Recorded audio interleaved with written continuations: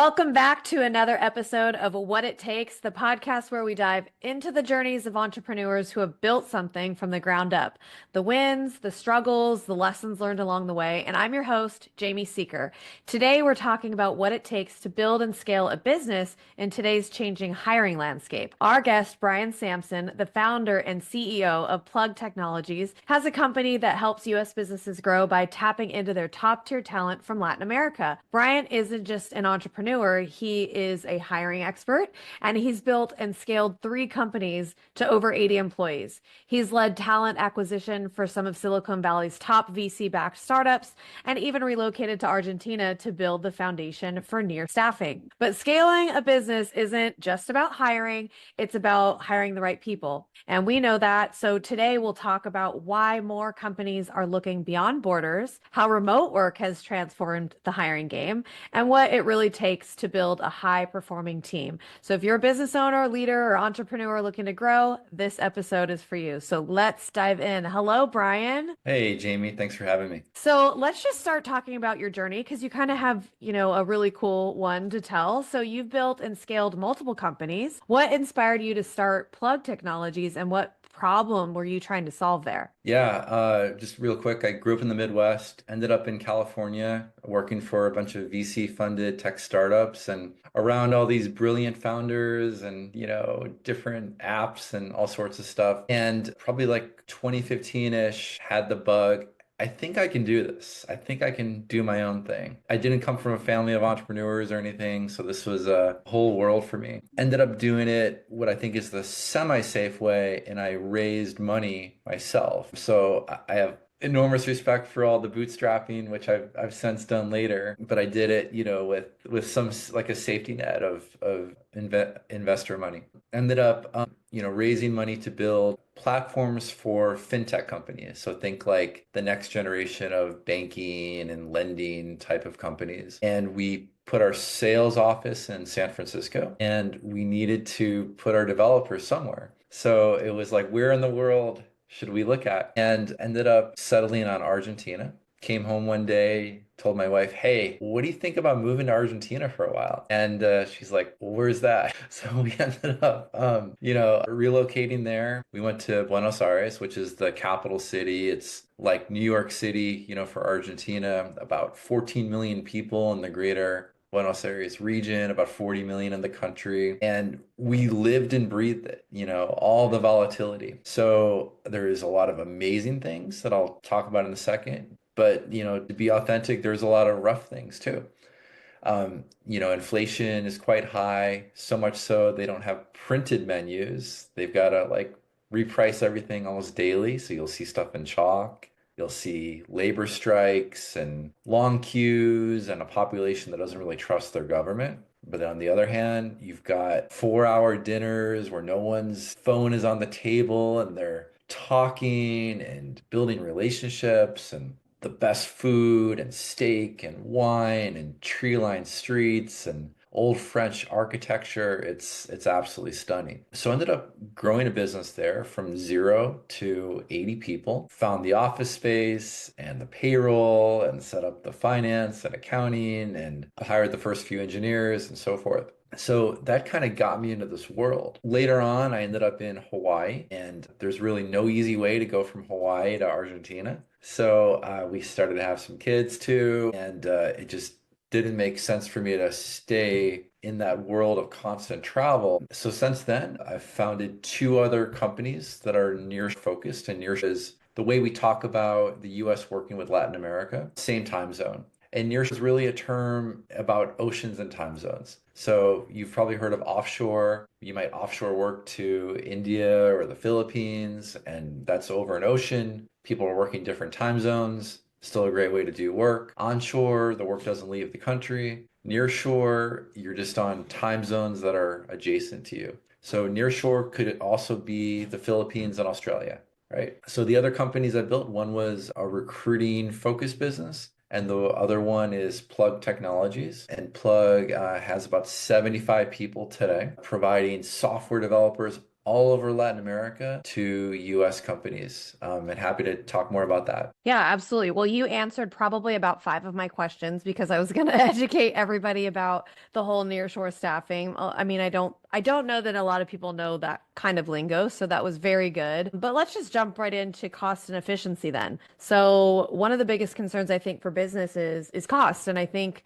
let's talk a little bit about how nearshore hirings compare to hiring locally in the US in terms of quality, cost effectiveness, because I think most people have a general conception that it could potentially be cheaper offshore or, looking outsourcing for that kind of stuff. But I don't know that they equate quality and effectiveness and efficiencies and those kinds of things along with that. So, why don't you talk about your experience and just kind of your 2 cents in that area? Yeah, that's a great question, a question that we get all the time. So I'm an advocate for Latin America, but I think you could talk to somebody else who's equally an advocate for Asia, and that's perfectly fine. I've never really heard someone advocate for Asia without leading with cost. Cost is usually the number one driver for looking at Asian talent. I don't think you'll find anywhere cheaper in the world than Asia. And generally when we have conversations, say with like a director of IT or a VP of software engineering, if they've gotten that far in their career, they probably have worked with India. And what I've noticed about these conversations, like no one has never worked with India. So that means they have an opinion. Yeah, we're And guilty. I've We noticed we work with we Seeker Solution, my company that's tied to this podcast. We absolutely do. Yeah. Yeah, yeah. And I'll tell you, at least with technology workers and software developers, it's a very polarizing country. So you either get people that will say, "My God, it was the greatest thing ever, Jamie. Like I built my whole code base for like $8 and it's always about, this price point and like what they got out of it. The other extreme is, oh my God, never again. I will never do that again. And a lot of that has to do with time zone, but there's also, some cultural dynamics. India is a country that's more hierarchical, right? So you might have a hard time communicating directly to the person doing the work. There's usually like multiple layers in between. The other thing that comes up is if they don't agree with the direction that you're going, you might not know about it. Now, as a startup guy, as an entrepreneur, personally, I like being told that I'm doing something stupid, right? Which is many times every day. Right. So culturally in Latin America, they're a lot more comfortable. You'll see right away like this intense passion, right? Especially if you talk to somebody in Argentina, but same with Mexico and Venezuela. And I don't want to generalize this whole continent, but there's a lot of passion in this region. Yeah, that's been And my experience in working with, we've worked, I think somebody was based out of Mexico City building my website, and the company wasn't necessarily there, but my person happened to be there. And same thing, had no problem telling me like the directives and things like that. Absolutely. I think that's interesting you said that because I never even thought of that side of it is yes, they're going to give me what I ask for, but I don't know what I don't know. And I might not have been asking for the right thing and they can see it, but they may not necessarily give you that feedback that I never really thought of that. So that's a good point. yeah, I think a key word maybe in all this is ambiguity. So if you're a manager that has very specific instructions, like this is exactly what I want and exactly how I want it to be done, I think Asia's a great spot for you.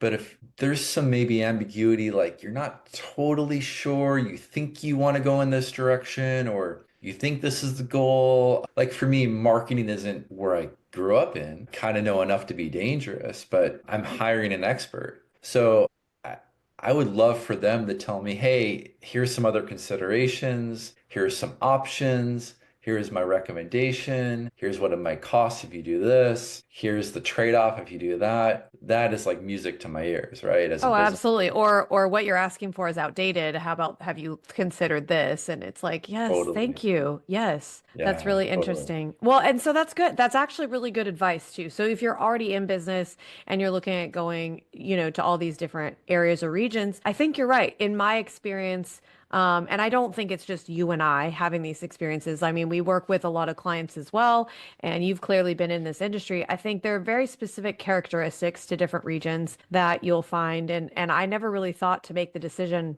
based off of that. And I've been outsourcing for the last decade since we've had our company. And yes, I did start off building all of my marketing tools and my website and everything in India. And we've worked, in multiple different areas. I've had companies in Latin America as well, Asia, I think all that kind of stuff. So everything that you're saying were things that I've learned along the way, but not necessarily equating making decisions based off of those things.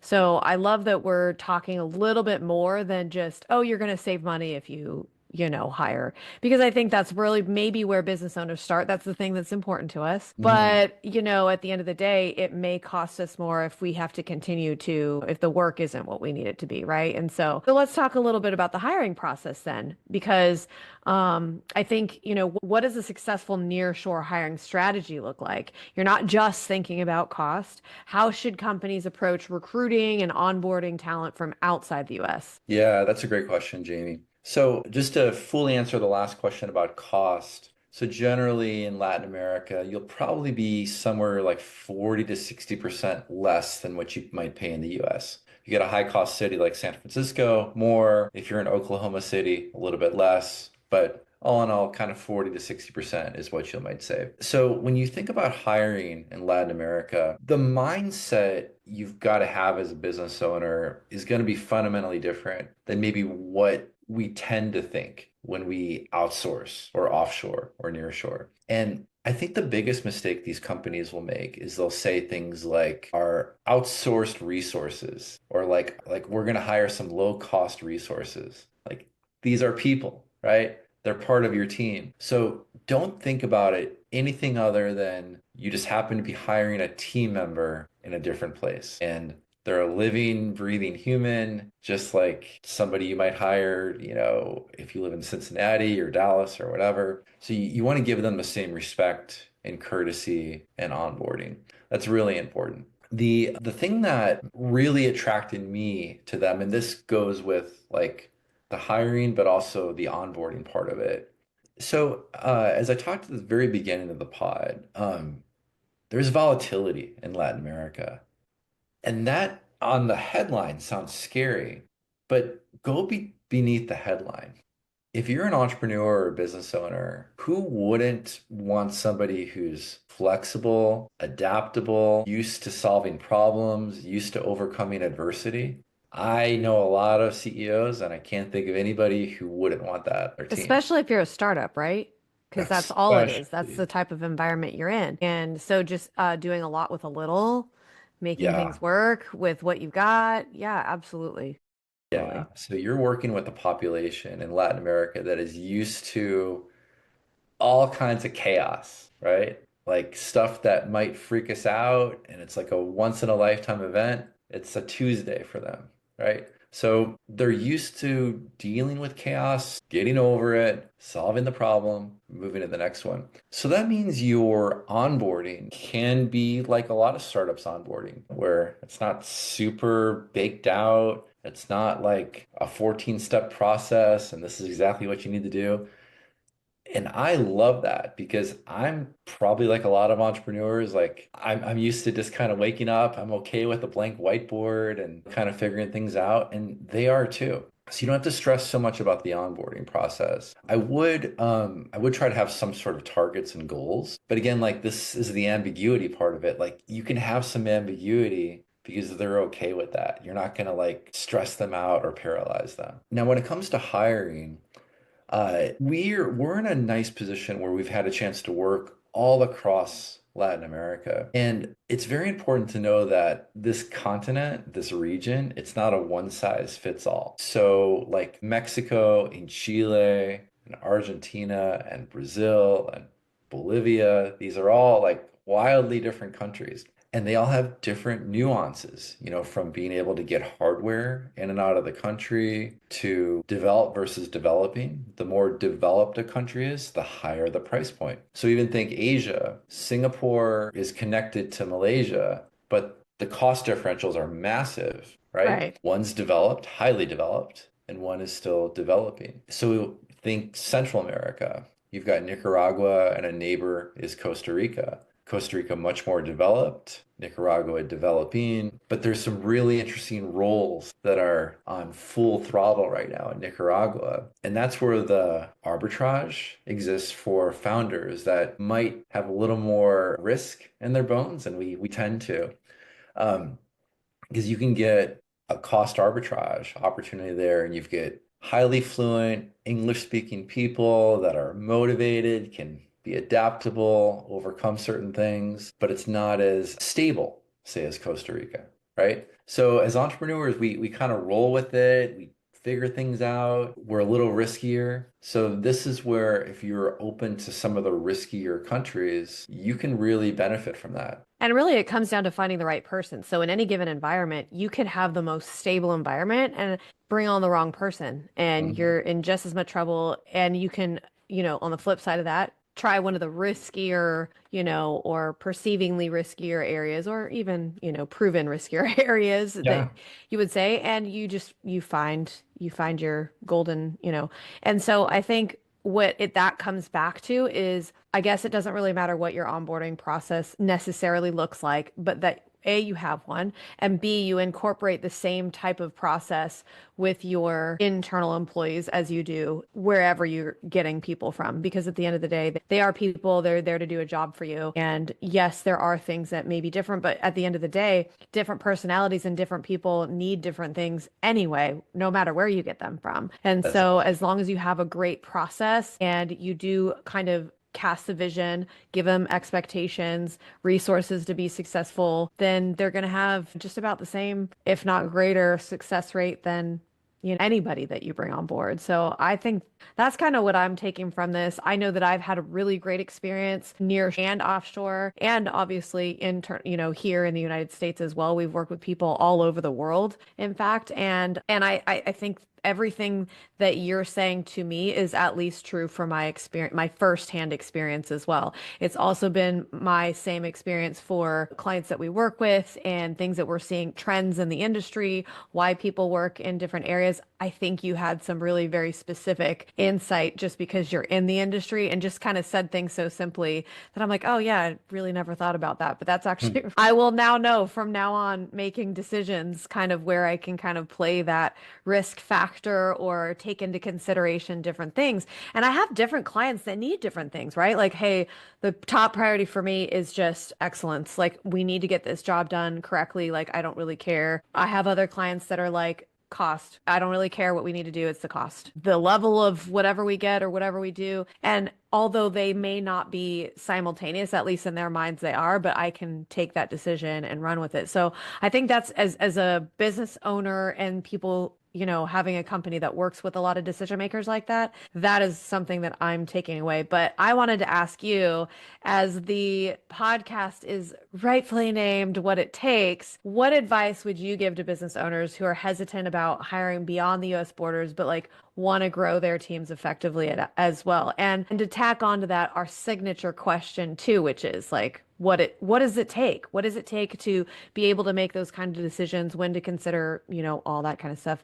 Kind of a loaded question, but I think, you've kept up with my conversational style. I think I have to get them in because you've been answering everything for me anything that I wanted to ask you. So what last, hurrah do you have to give to our listeners right now? Well, I appreciate the mind share that we've had on this pod. So I'll take these as two different questions. One is how an entrepreneur might think about making their first hire ever outside of their borders. The second is just entrepreneurship, what I've gone through. So I think there's like levels to this. The first level is Fiverr and Upwork are great ways to make mistakes, because trust me, you will make mistakes with hiring just like you'd make mistakes if you're in Dallas and you hire somebody down the street, right? Happens to the best of us. Hiring is never perfect. So I would just try to mitigate your risk, do like a 1 week project. Like, what is a task that you need outsourced? Pay $50 on Fiverr or $500 on Upwork for somebody to, get it done. And then you just keep getting better and better and better. Try to take the lesson I shared earlier about if it's like a super specific task, you could like the more specific you make it, probably the less you have to pay for it. And the more ambiguous it is, the more you might need to increase your budget. But again, DIY, Upwork, Fiverr. As you start to grow your own business a little bit, that's what agencies are for. Plugg Technologies could be an agency for you to consider. And you give a job spec or a job description, like this is what I'm trying to solve for. Can you guys go find it? And an agency like that will take care of all the compliance and the payroll and the sourcing. They just give you a short list of candidates with a clean bill rate, like this is the billing rate per hour or the billing rate per month, and they take care of everything else. And then you get this candidate you can interview and hire. Generally speaking, from an entrepreneurship standpoint, like what does it take? I've gotten punched in the face a lot as an entrepreneur. Yeah, I've gone through, companies that really struggled and somehow we figured it out. So I think the biggest advice I might say is I've been doing this now for about 10 years as an entrepreneur. Started with investor money. The current companies I have are all my own money. But I've told myself, and this is true, I'm not working for someone else's retirement. I'm working for my own. And that's like a very liberating thing you can tell yourself because entrepreneurship is compounding. So like everything you learn, all the mistakes you make, you get to take for yourself and then apply it to the next day and the next day to grow the valuation of your business. And just be clear on priorities. You know, if you have 10 priorities, you have zero priorities. I love that. And I think it's the same kind of thing we were saying about if we want people that work for us to be successful, we set clear expectations, we give them vision, and we got to do the same thing for us, right? But also, you got to be a little tough. You got to be able to take a hit.